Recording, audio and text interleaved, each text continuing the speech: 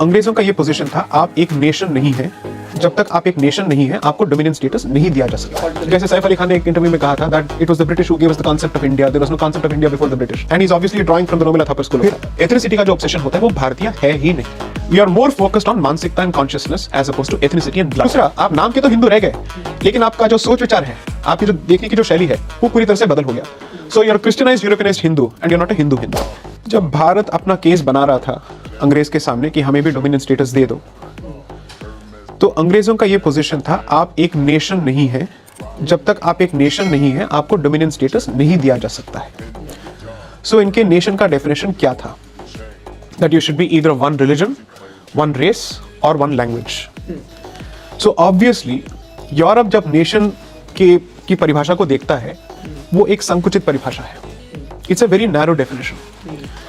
तो तब हमारे जितने भी इतिहासकार थे, इन्होंने डिसाइड किया कि इसका एक जवाब देना पड़ेगा, क्योंकि ये एक सांस्कृतिक सवाल नहीं है, अभी एक पॉलिटिकल सवाल बन चुका है, जिस पे हमारे डोमिनियन स्टेटस का मिलना या न मिलना निर्भर है। ये वो बार बार कह रहे हैं कि भारत कभी एक राष्ट्र राज्य रहा ही नहीं, था ही नहीं। जैसे सैफ अली खान ने एक इंटरव्यू में कहा था that it was the British who gave us the concept of India, there was no concept of India before the British. He has made that statement multiple times. So a lot of people have actually said this, and he's obviously drawing from the Romila Thapar school of thought. So the point was that इसका एक जवाब देना था. So a lot of the historians started saying, first of all, nation का जो मापदंड है वो हम पे आप थोपिए मत. We are a civilization first. We have existed as a single civilization, and we have also existed as a political unit. So Jambudvipa, Bharatvarsh और भारत के बीच का जो अंतर है, which is the continental existence followed by a cultural entity followed by a political entity, इसका जो combination है ये क्या है, ये इन्होंने explain करने की कोशिश की. Radha Govind Mukherjee, all of these Jadunath people, सरकार, Harbilas Sarda, each of them, especially Harbilas Sarda was an Arya Samaji. Even he took the very same position, right? So it's not just people who considered themselves orthodox. Everybody across the board was making the same statement. तो इन्होंने तथ्यों के basis पे, वेदों के basis पे इन्होंने ये कहा, we have existed, we have very clear defined boundaries, हमारी एक ज्योग्राफी भी डिफाइंड है हमारे वेदों में, which is from the Himalayas to the sea, there is a very clear definition. So इन्होंने ये एस्टैब्लिश करना शुरू किया, we are a civilization and we are a civilizational nation, therefore we have the right to dominion status. तो बात वहां से शुरू हो रही है. एंड कल्चरल कंटिन्यूटी और कल्चरल आइडेंटिटी, क्योंकि आपने Totally. जोर देके कहा है किताब में कि नस्लीय आधार पर आप जो कैटेगराइजेशन कर रहे हैं वो भारत पे अप्लाई नहीं हो सकता है. We are not based on ethnicity. So जो कॉम्प्लेक्शन का जो एक ऑब्सेशन होता है या फिर एथनिसिटी का जो ऑब्सेशन होता है वो भारतीय है ही नहीं.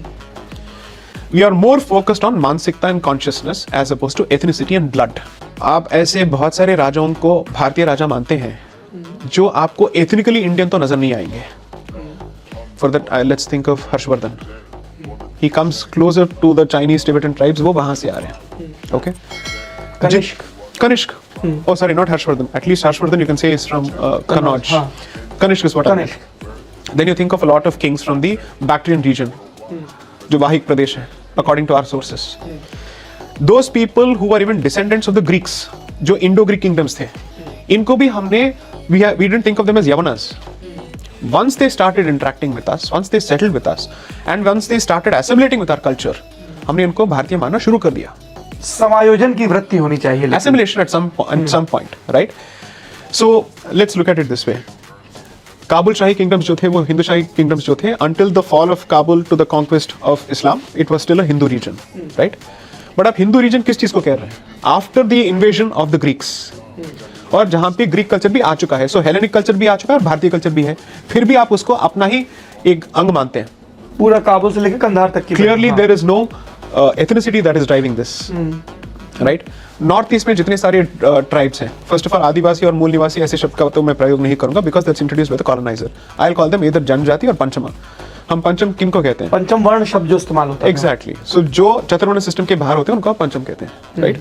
सो or each of these tribes, they may have different, let's say, ethnic origins, हो सकता है, but that hasn't made a difference to us. So in this regard, actually आपको रमी निरंजन देसाई जो बहुत ही मशहूर है when it comes to North East policy, उनके literature को आपको पढ़ना चाहिए. What she says about the culture of the North East, जहाँ पे वो कहती हैं कि Dimapur is named after Hidimba. Okay. The tribes there consider themselves to be the descendants of Bhima and Hidimba. Dimapur आता ही वहीं से, the name itself comes from Hidimba. So वहां पे वैष्णव संप्रदाय कितना फैला हुआ है। So when you consider all of this, clearly it's not ethnicity that is driving us. Ethnicity is the focus and the obsession of the European. Therefore, Eurocentrism का मतलब ये है that you're looking for races. You're always race oriented. उन्होंने अपने कुछ cannon build कर लिए हैं और वो उनको अप्लाई कर रहे हैं, अगर उस पे खड़े धार्मिक लॉ क्या होगा, हमारा ढांचा बाकियों पे हम थोपेंगे। रेस क्या होगा, हम बाकियों पे थोपेंगे। रेस सुप्रीमिज्म क्या होगा, हम बाकियों पे थोपेंगे। यहाँ पे जितने भी गोरे लोग हैं, हम उनको आर्य मानेंगे, क्योंकि अगर आप गोरे हैं तो आप हमारे लोग होंगे। That's how the Aryan invasion theory actually started.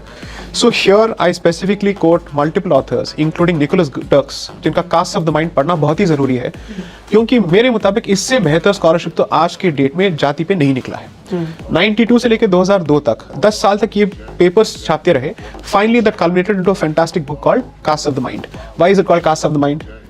What do they say? पुरुष सुक्त, ब्रह्मा के दिमाग से ये सब निकला। Therefore Caste of the Mind. That's the title. Read it. It's a fantastic book. So in those portions of my book जहाँ पे मैंने जाति और वर्ण और कास्ट के बारे में बात की, और मैंने कहा कि कास्ट का शब्द आप वर्ण के सिलसिले में या फिर जाति के संदर्भ में आपको इस्तेमाल नहीं करना चाहिए, मैंने उनको साइड किया है। So Eurocentrism means एक है आपका पूरी तरह से धर्म परिवर्तन होना, दूसरा आप नाम के तो हिंदू रह गए, लेकिन आपका जो सोच विचार है, आपकी जो देखने की जो शैली है, वो पूरी तरह से बदल हो गया। So you're a Christianized Europeanized Hindu and you're not a Hindu Hindu.